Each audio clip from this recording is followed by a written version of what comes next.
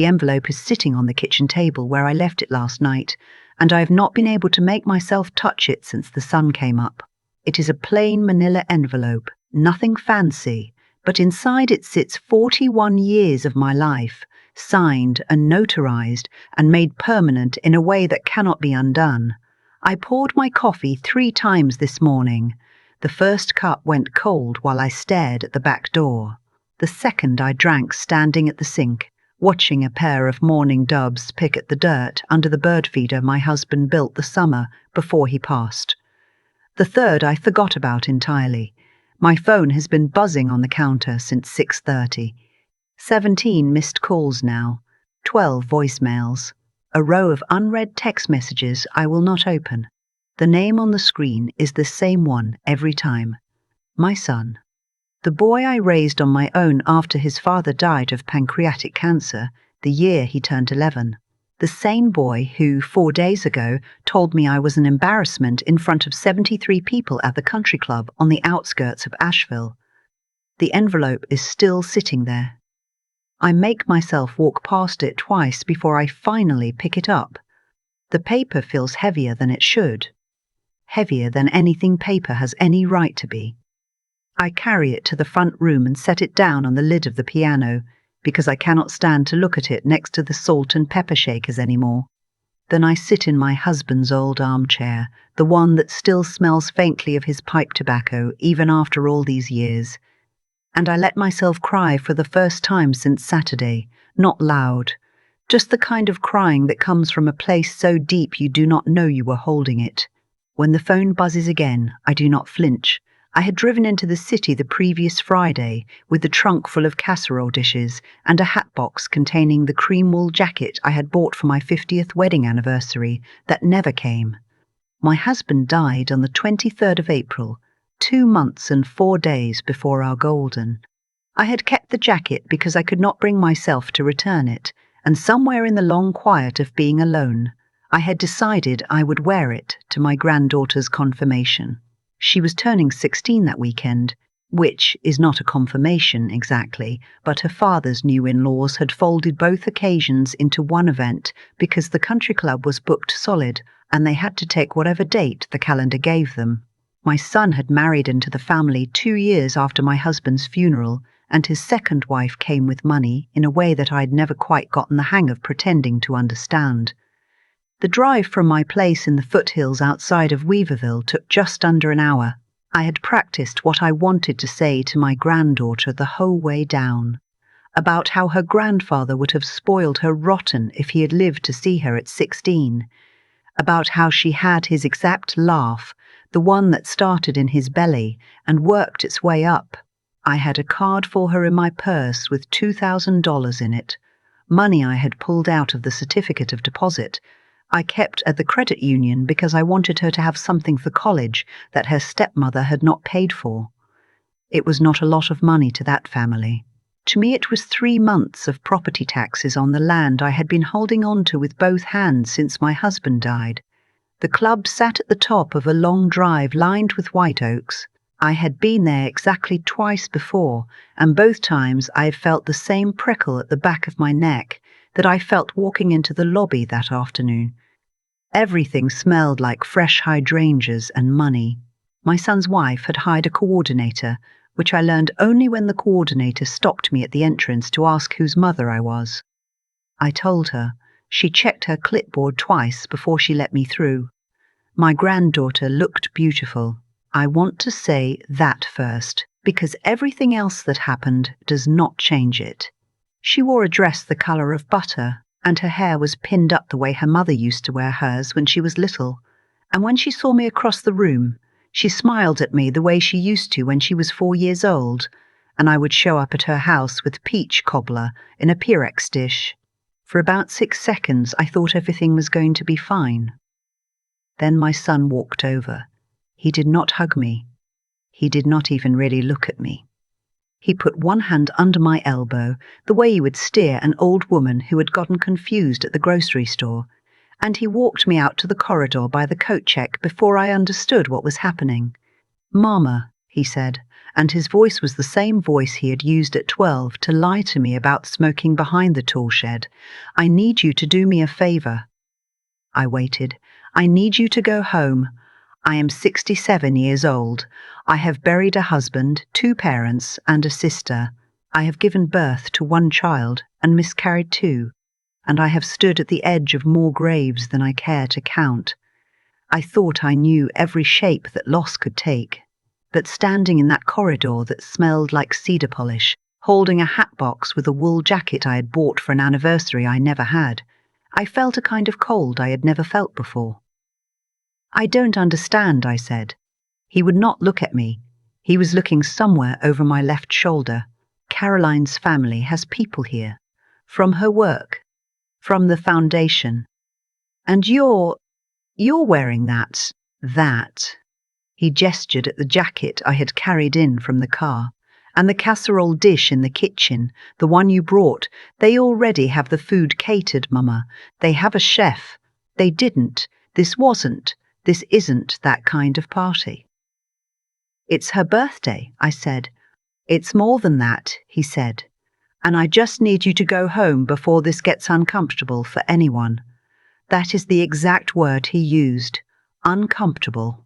As if I were the kind of stain on a tablecloth that you cover with another dish before company comes. I asked him if my granddaughter knew. He told me she was busy. I asked him if I could at least give her the card I had brought. He looked at me then, finally, and the expression on his face was something between embarrassment and impatience, the way you might look at a relative who had started telling the same story for the 4th time at dinner. He told me he would give it to her later. He said he would tell her I had to leave because I was not feeling well. I handed him the card. I did not hand him the envelope inside it. I slipped that into my purse before I gave him the empty card with my granddaughter's name written on the front in my best cursive. He did not notice. He never noticed details like that, not even when he was a boy. I walked back through the lobby with my hat box and my coat and my purse. Nobody stopped me. The coordinator did not look up from her clipboard. The valet had to ask twice for my ticket because my hands were shaking too hard to find it in the side pocket. When I got into my car, I sat in the driver's seat for a long time and looked at the steering wheel and tried to remember whether I had eaten anything that day. I had not. I drove home with the radio off. I do not remember the drive at all. It was 9:15 the next morning when the phone rang. I had not slept. I was sitting at the kitchen table in my husband's old flannel robe, which I still wear in the mornings because it is too big, and it makes me feel less alone, and I had been watching the sky turn from grey to that pale wash of blue we get up in the foothills in October. The coffee was on. The phone rang once, and I let it ring.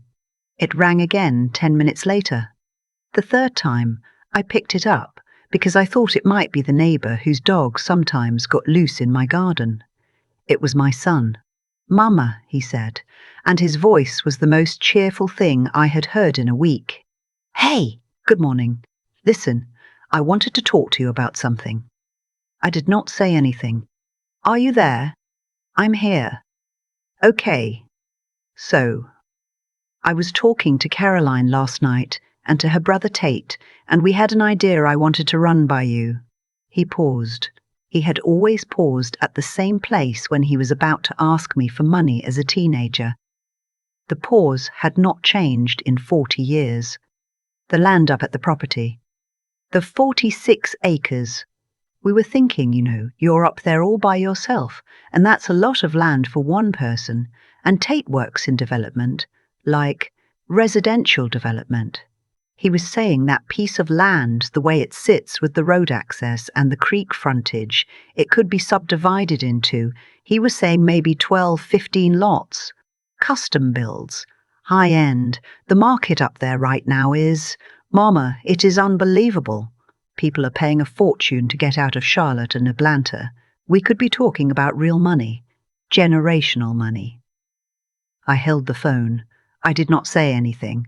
"And listen, we wouldn't kick you out or anything. We were thinking we could build you something brand new. A nice patio home, single story, one of those communities with the clubhouse and the pool. Caroline saw one over by Hendersonville last week. It's gorgeous. You wouldn't have to deal with the yard anymore, or the well, or any of that. You could just relax. I asked him if he remembered the night his father proposed to me. He said, "What?" I asked him if he remembered the story about the truck and the storm. He was quiet. Then he said, in a voice that had a thin layer of irritation poking through the cheerfulness, "Mama, I don't. What does that have to do with this?" His father had proposed to me on that land. Not in the house, because the house was not built yet.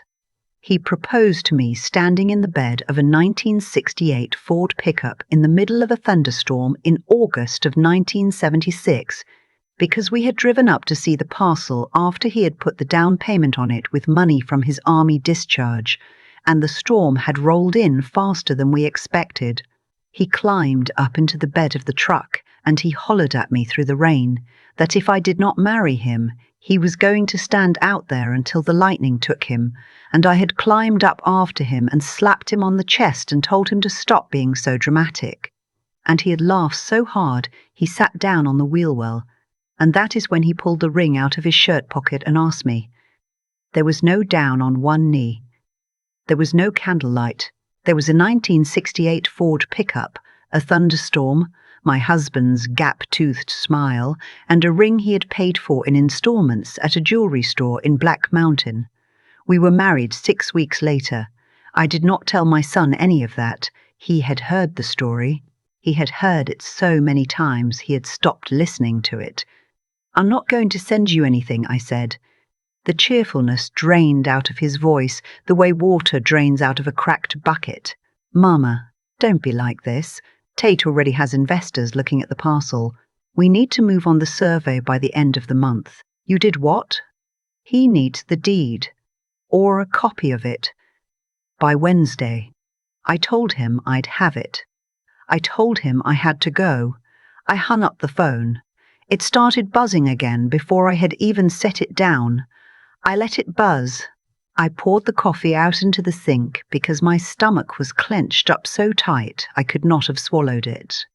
I walked outside in my husband's robe and my slippers, and I stood on the porch and I looked at the front pasture, and I tried to make sense of what had just happened. The phone kept buzzing inside the house. I could hear it through the screen door. By noon there were tone changes in the voicemails. By 2 o'clock there were text messages I did not open, but could see the previews of on the lock screen.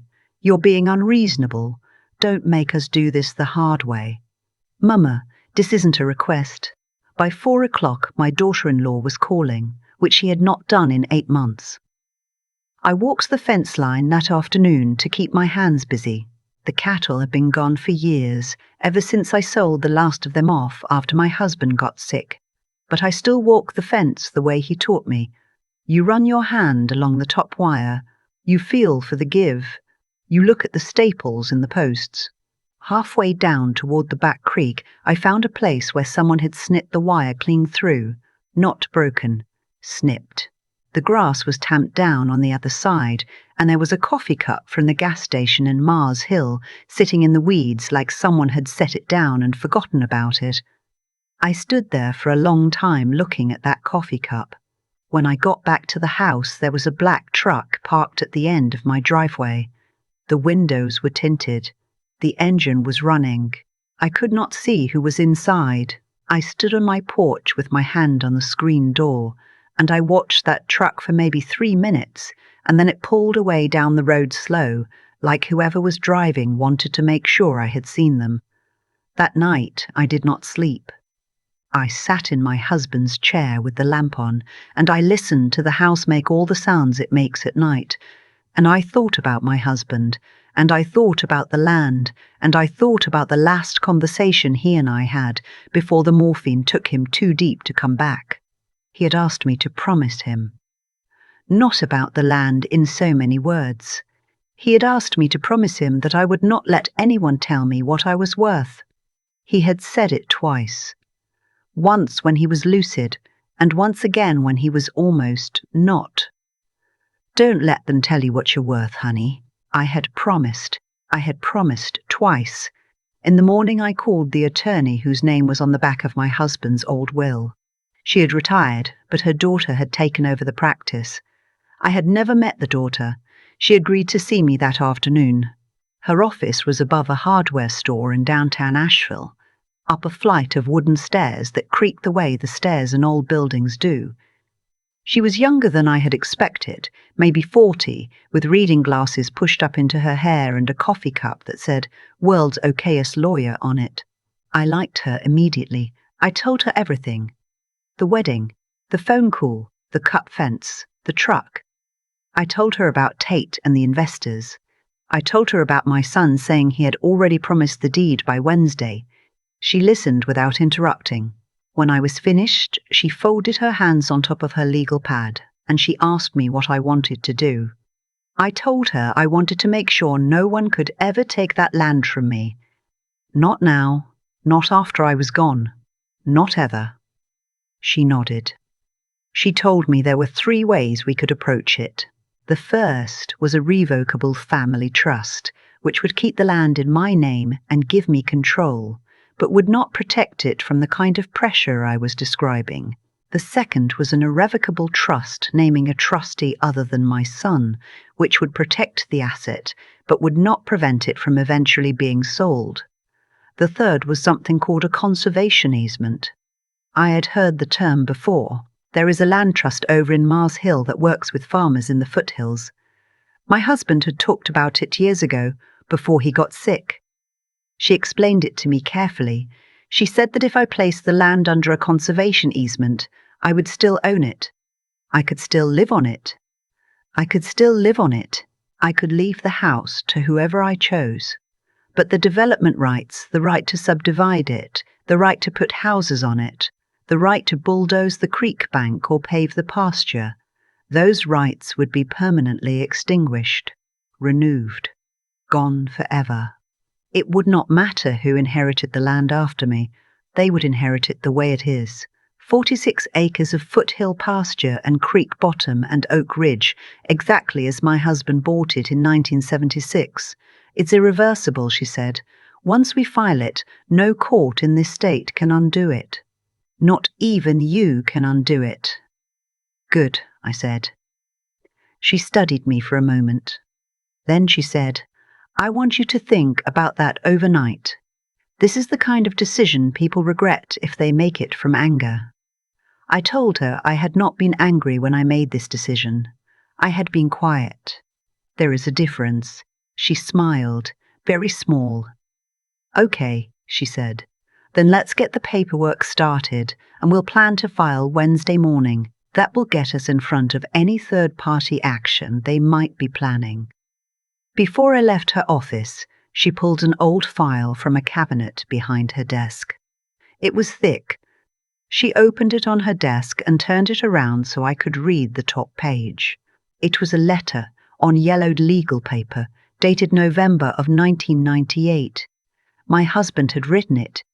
He had gone to see the attorney's mother 11 years before he died, and he had asked her to draft a memo of intent regarding the land. It said in plain English that should anything ever happen to him, his wife was to retain full and exclusive authority over the property, and that under no circumstances was the parcel to be divided, developed, or transferred outside her decision-making during her lifetime. He had signed it. There was a notary seal. I had never seen it before. I touched the bottom of the page where his signature was, the loop on the G in his first name. I knew that loop better than I knew my own handwriting. He came in by himself, the attorney told me. Mama said he didn't tell anyone he was doing it. He said he wanted it on file just in case. That was the word he used. In case. I drove home that afternoon and I did not cry, which surprised me. I felt the opposite of crying. I felt like someone had reached down into my chest and turned a key that I did not know was there. We filed the easement at 9:46 on Wednesday morning.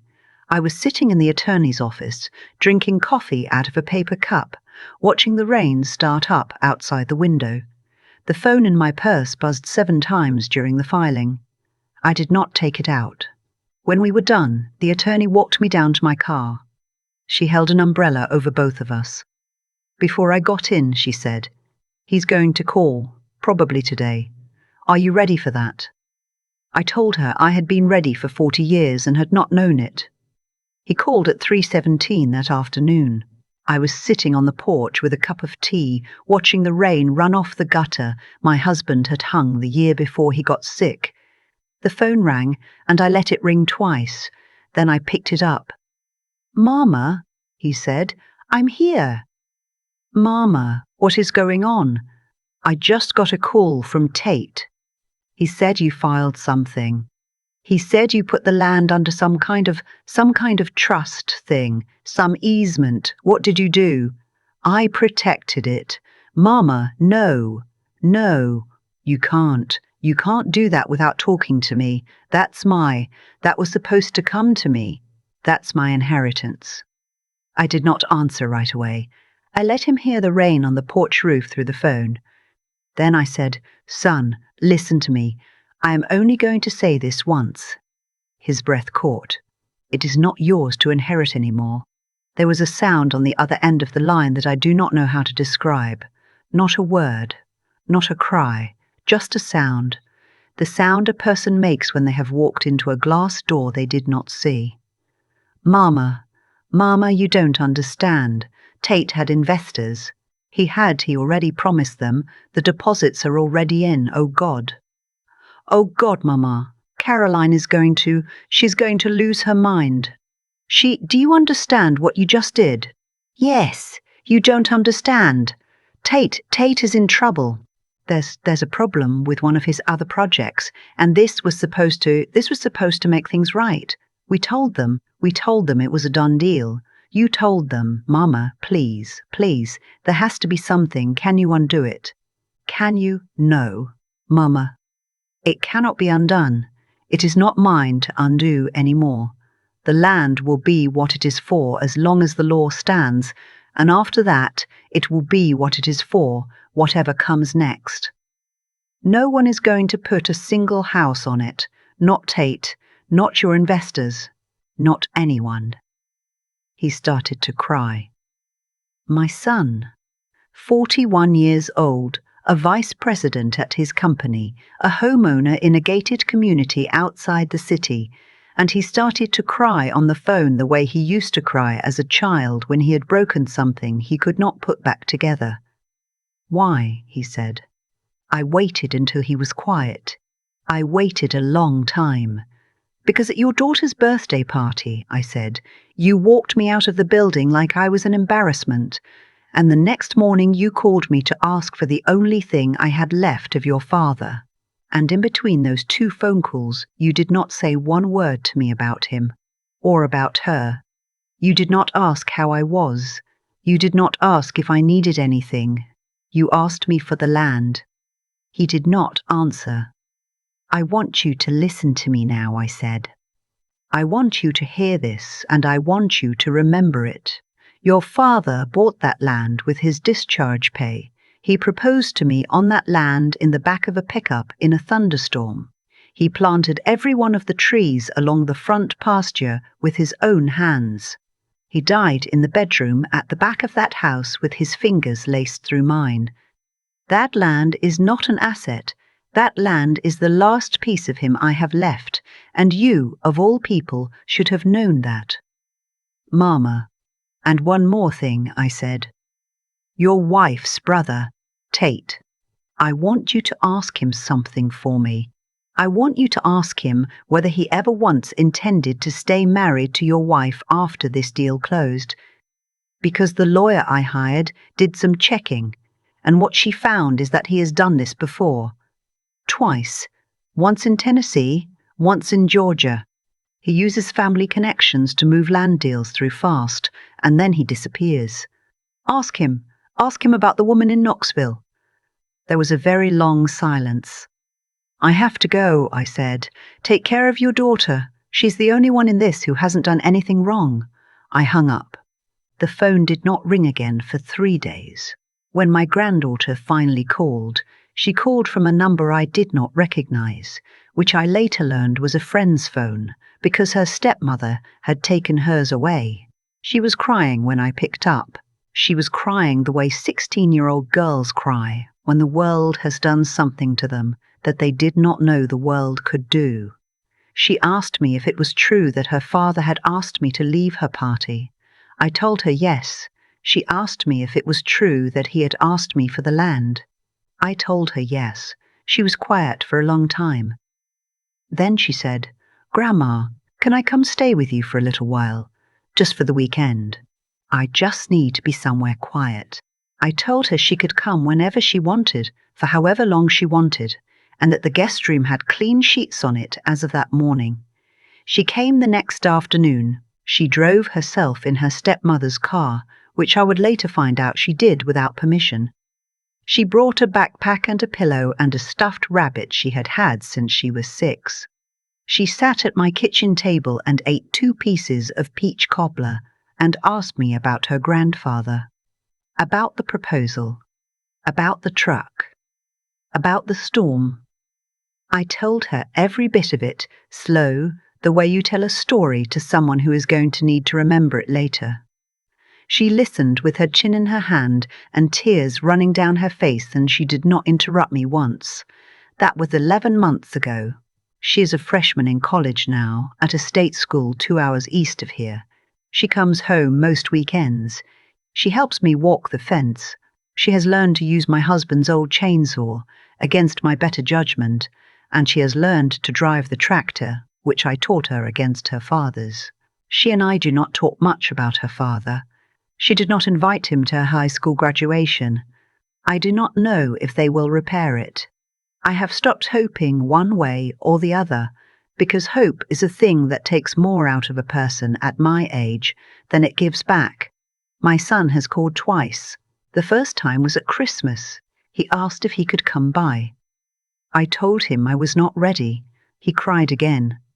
I let him cry. The second time was on what would have been my husband's 75th birthday, which I had not expected him to remember, and he had remembered, and he asked me if there was any way back.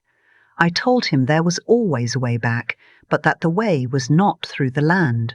The way was through showing up at his daughter's college move-in, which he had not, showing up at her birthday this year, which was 3 weeks ago, and which he had not, showing up at my door, sober and humble and with both hands open, the way his father had showed up to me in that thunderstorm in 1976. He has not done it yet. But the door is not locked. The land is what it is now. The Conservation Trust sends a steward out every spring to check on it. A man from the community college brought his ecology class out last April, and the kids spent a Saturday taking water samples from the creek and identifying the wild flowers along the South Ridge. I made them sweet tea and watched them from the porch. There were 31 of them. I counted. What I want to tell you, if you are sitting with something heavy in your own life right now, is this. I am not a brave person. I never have been. I am a 67-year-old widow who lives alone on 46 acres in the foothills of North Carolina, and most days I'm afraid of things that other people would not even notice. I'm afraid of the well pump going out. I'm afraid of falling in the bathtub. I'm afraid of dying in the night with no one to know about it for a day or two. I am afraid of forgetting my husband's voice, which I am already starting to do, and which is the worst fear I carry. But I learned something the morning my son called me to ask for the deed. I learned that the people you love can ask you for things that if you give them will leave you with nothing of yourself to give to anyone, including them. I learned that protecting what is yours is not the same as being selfish. I learned that there is a kind of love that does not look like love at first, because it has a no in it, and a no is the hardest word a mother ever learns to say. I do not know how this story ends. I am still in it. My son might come back. He might not. My granddaughter might keep walking the fence with me. She might grow up and move to a city and forget. The land will be the land either way. The trees my husband planted will be there. The creek will be there. The pasture will be there.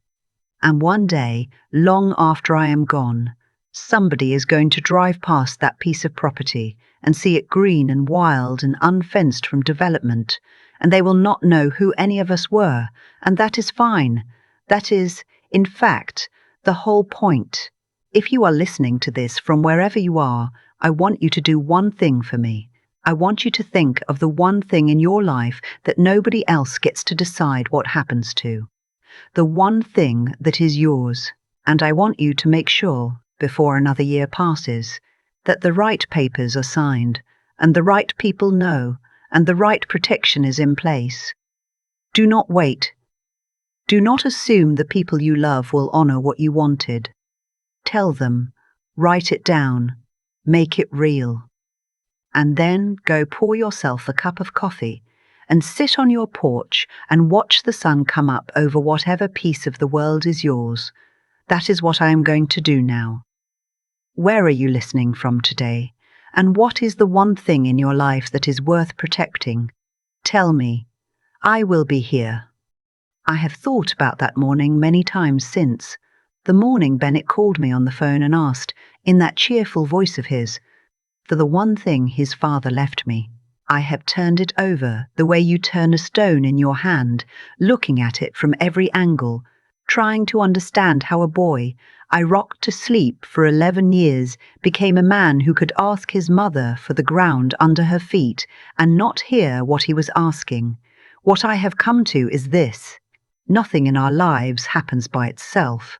Every choice we make sits on top of every choice we made before it. Bennett did not become the man who walked me out of that country club in a single afternoon. He became him over years. Small things. A missed phone call here. A Mother's Day card sent late. A Thanksgiving where his wife's family came first and mine came second. And then a Thanksgiving where mine did not come at all. I saw the pieces and I did not say anything, because I told myself that picking my battles was what good mothers did. I was wrong. Silence is not the same as patience. Sometimes silence is just fear wearing a nicer coat. I let my son believe for too many years that whatever he asked of me he would receive. I let him believe it because the love I had for him was bigger than the fear of losing him, and I thought that as long as I kept giving he would always come back. That is not love. That is bargaining. And bargaining is something you do when you do not believe you are worth the thing you are trying to keep. What I want any woman my age to hear, if she is listening to me right now, is that you are allowed to say no. You are allowed to say it without softening it. You are allowed to say it to the people you love most. And the saying of it is not the breaking of the relationship. The breaking happened a long time before, in all the moments you swallowed something you should have spoken.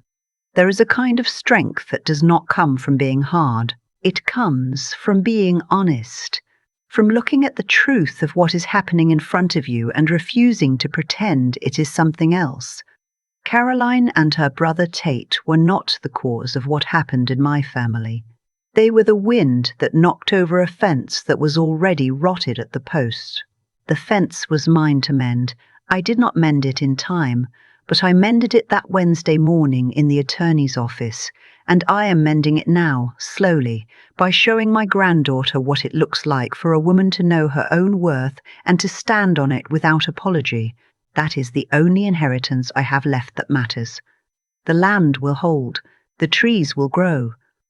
And someday when she is 67 and someone asks her for something she should not give, I want her to remember the porch and the cobbler and the story about the thunderstorm. I want her to remember that her grandmother chose herself and that the choosing was an act of love, not a betrayal of it. That is the lesson. That is all of it.